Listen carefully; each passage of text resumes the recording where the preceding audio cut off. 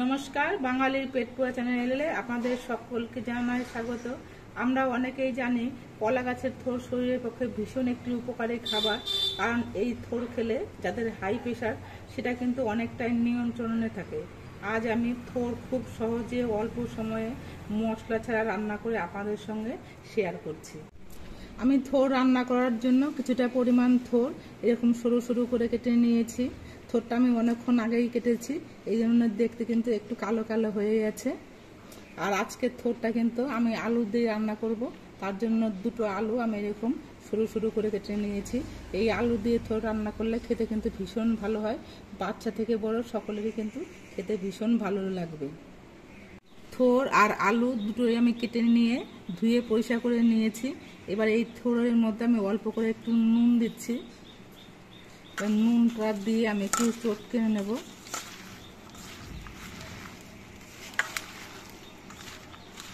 নুনটা দিয়ে চটকানোর পর থোড় থেকে কিন্তু অনেকটাই জল বেরোবে।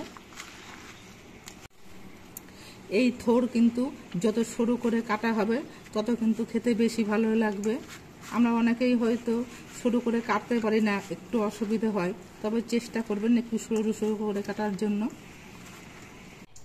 এবার থোড়টা রান্না করার জন্য গ্যাসে একটা কড়াই বসিয়ে দিয়েছি। কড়াইটা বেশ ভালো মতো গরম হয়ে গেছে। এবার দিচ্ছি সর্ষের তেল। কড়াইয়ের সর্ষের তেলটা বেশ ভালো মতো গরম হয়ে গেছে। এবার এই তেলের মধ্যে দিচ্ছি অল্প করে একটু কালো সর্ষে।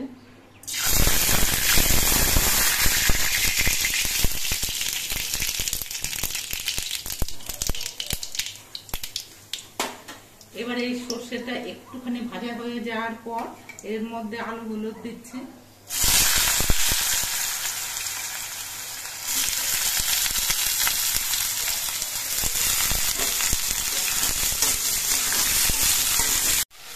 এবার এই আলুগুলো নাড়াচাড়া করে কিন্তু একটুখানি সময় ভেজে নিতে হবে। গ্যাসের ফ্লেমটা মাঝারি হবে, এরকম নিয়ে ভাজতে হবে।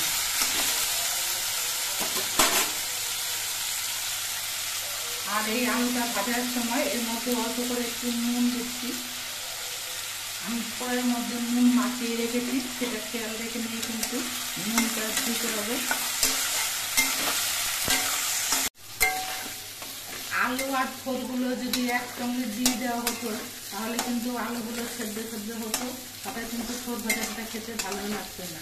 এই জন্য আলুটা একটুখানি সময় যদি ভিজিয়ে নিয়ে তারপর থোড়টা দেওয়া হয় তাহলে কিন্তু থোড় ভাজার টেস্টটা অনেকটাই বেড়ে যায়।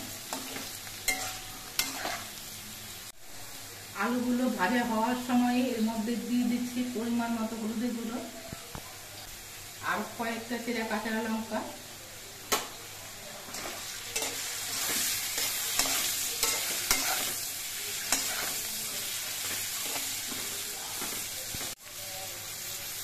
আলুগুলো কিন্তু অনেকটাই ভাজা হয়ে গেছে। এবার এর মধ্যে আমি থোড়গুলো দিয়ে দিয়েছি।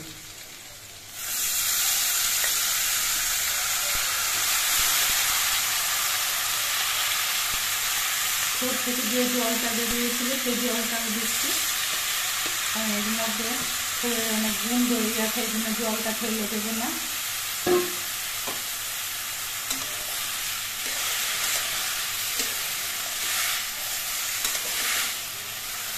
এবার কিন্তু নাড়াচাড়া করে এবার কিন্তু বেশ কিছুক্ষণ রান্না করতে হবে।